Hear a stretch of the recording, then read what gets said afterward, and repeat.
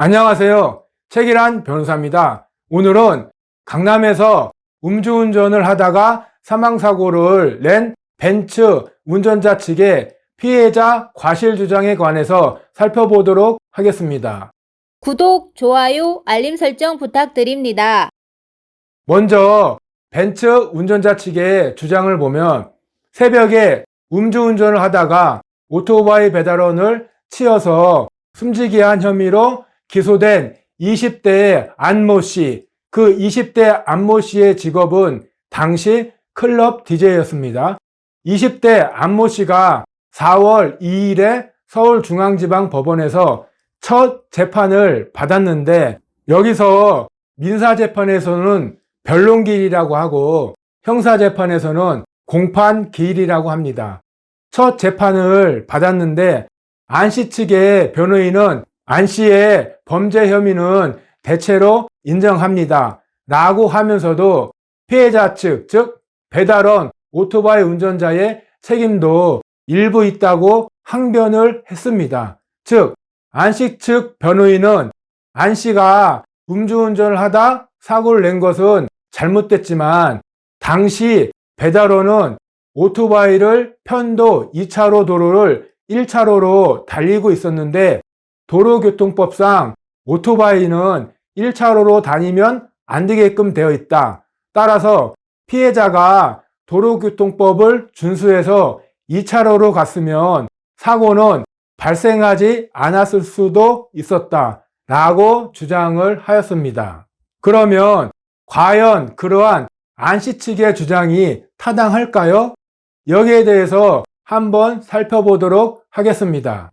먼저 사고 경위를 보면 안 씨는 2024년 2월 3일 오전 4시 30분경, 오전 4시 30분이면 새벽이죠. 그 새벽에 강남구 논현동에서 술을 마시고 벤츠 차량을 몰다가 오토바이 배달원 A씨, 당시 A씨는 만 54세였습니다. 배달원 A씨를 치어서 사망케 하였습니다. 그로 인해서 안 씨는 구속 기소가 되었고요. 경찰 조사 결과 안 씨는 음주 상태에서 중앙선을 침범해 먼저 B 차량을 들이받은 후 도주하다가 오토바이 배달원 A를 충격해서 사망케 한 것입니다. 당시 안 씨의 혈중 알코올 농도는 0.221%였습니다. 완전히 면허 취소 수준이죠. 그 사고에 대해서 많은 배달 기사분들과 시민분들이 검찰에 안 씨의 엄벌을 촉구하는 탄원서 1,500장이나 제출하기도 하였습니다. 여기에서 그러면 안 씨의 범죄 혐의는 어떻게 될까요? 첫 번째, B에 대해서는 음주 상태로 B 차량을 충격하고 도주했죠. 그러면 특정범죄 가중처벌법상 도주 치상죄가 성립이 됩니다. 다음으로 사망한 배달원에 대해서는 어떤 범죄가 성립할까요? 특정범죄 가중처벌법상 위험운전 치상죄가 성립이 됩니다. 그러한 오토바이 배달원에 과실이 있는지 여부를 살펴보기 위해서는 먼저 도로교통법 규정을 봐야 되는데 도로교통법 제14조 제1항, 시행규칙 제16조 제1항, 별표 9에서는 이렇게 규정하고 있어요. 오토바이 운전자는 맨 끝차로로 오토바이를 운행해야 한다 라고 규정합니다. 따라서 오토바이가 맨 끝차로가 아닌 다른 차로로 주행을 하다 사고가 난 경우에는 원칙적으로 오토바이 운전자의 과실이 약 10% 정도 인정이 됩니다. 그렇다면 오토바이가 맨 끝차로로 아닌 다른 차로로 주행하다 사고가 난 경우 무조건 오토바이 운전자에게 과실이 인정이 될까요? 그것이 문제가 됩니다.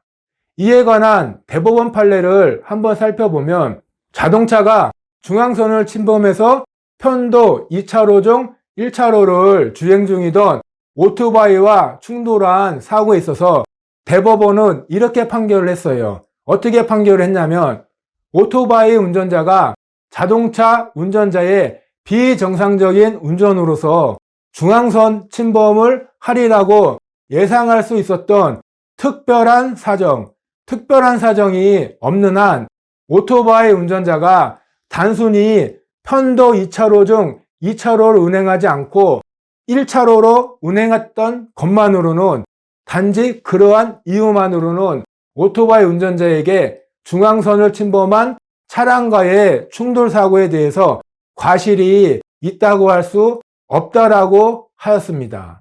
그러면 그러한 대법원 판결 취지는 무엇일까요? 오토바이 운전자가 만약 편도 2차로 중 1차로가 아니라 2차로로 운전하였다 하더라도 중앙선을 침범한 자동차와 충돌을 피할 수 없다고 본 것입니다. 즉, 오토바이가 1차로로 주행했든 2차로를 주행했든 어느 차로로 주행했느냐 상관없이 어차피 음주 차량이 중앙선 침범을 해서 그 충돌을 피할 수 없었다는 것이에요. 그 의미는 무엇이냐면 오토바이 운전자의 1차로 주행과 충돌 사고 사이에는 인과관계가 없다는 것입니다. 사고에 있어서 인과관계가 없으면 당연히 오토바이 운전자는 과실이 없게 됩니다. 다음으로 안씨 측 변호인이 공판기일에서 그렇게 주장한 것에 대해서 검찰은 어떻게 주장했냐면 이와 같이 주장을 했습니다. 사고 당시 블랙박스 영상을 보면 안 씨는 이미 음주로 인해서 차량을 잘 제어하지 못하는 상태로 차선을 따라서 제대로 운행한 상황이 아니었다라고 반박을 했습니다. 그러면 검찰 주장의 취지는 무엇일까요? 마찬가지로 아까 말씀드린 대법원 판례의 취지와 유사합니다. 즉, 오토바이 운전자의 1차로 주행과 중앙선을 침범한 가해 차량과의 충돌 사고 사이에는 인과관계가 없기 때문에 결국 배달원 오토바이의 과실은 없다는 취지의 주장입니다. 제 개인적인 생각을 말씀을 드리면 원칙적으로 오토바이가 편도 2차로 중 1차로로 주행했다면 그것은 도로교통법 위반이 됩니다. 따라서 원칙적으로 오토바이 운전자에게 약 10% 정도의 과실이 인정이 됩니다. 그러나 강남 오토바이 배달원 사망사고에 있어서는 안 씨는 첫 번째, 만취한 상태에서 중앙선을 침범했죠. 두 번째, 이미 차량을 잘 제어하지 못할 정도였죠. 따라서 비록 편도 2차로 중 1차로로 오토바이를 운전하신 배달원 분께서 설령 2차로로 운전을 하였다 하더라도 만취로 중앙선을 침범하는 차량과의 충돌을 피할 수 어려웠을 것으로 보입니다. 즉, 오토바이가 1차로로 주행한 것과 벤츠 차량과의 충돌 사고 사이에는 인과관계를 인정하기 어렵다는 것이에요. 아까 말씀드린 대법원 판례 취지에 비춰보면 그런 상황이라면 사망하신 오토바이 운전자에게 과실이 인정되기는 어려워 보입니다. 다만 이와 같은 견해는 제 개인적인 견해입니다. 따라서 이와는 다른 견해가 있을 수도 있고 또한 구체적인 사고 경위에 따라서는 결론을 달리할 수 있기 때문에 이와 같은 제 개인적인 견해를 단지 참고만 해주시기 바랍니다. 그렇다면 안 씨 측 변호인의 주장의 취지는 무엇일까요? 비록 사망하신 오토바이 배달원 분이 도로교통법을 위반했다고 주장을 하고는 있지만 그 본래의 의도는 제가 생각하기에는 만취 운전자 안모 씨의 형사 책임이 너무 중해서, 너무 중하죠? 음주운전을 했죠? 중앙선을 침범했죠? 도주했죠? 그리고 피해자가 사망했죠. 너무 혐의가 중합니다.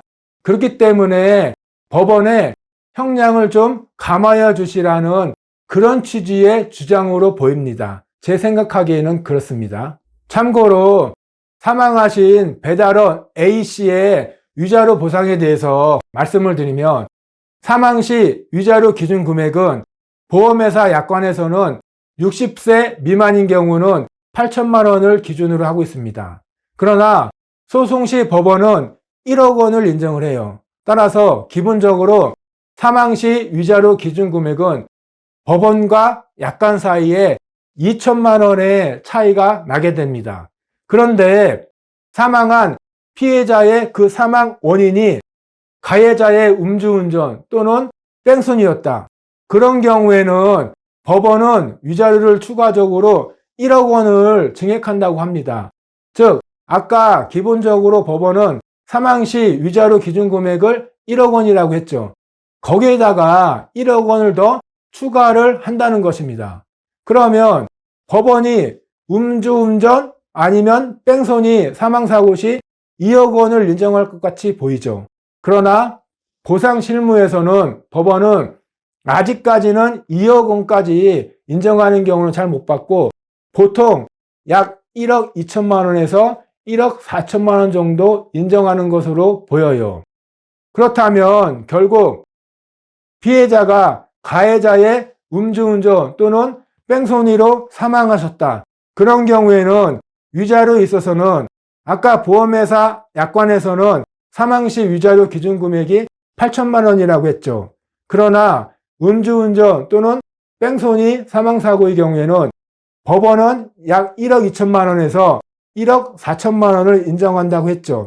그러면 결국 음주운전 또는 뺑소니로 피해자가 사망하시게 된 경우에는 법원이 약관보다 위자료를 약 4천만 원에서 6천만 원 정도 인정하는 결과가 된다는 것입니다. 예, 이상입니다. 오늘 영상을 시청해 주셔서 감사합니다.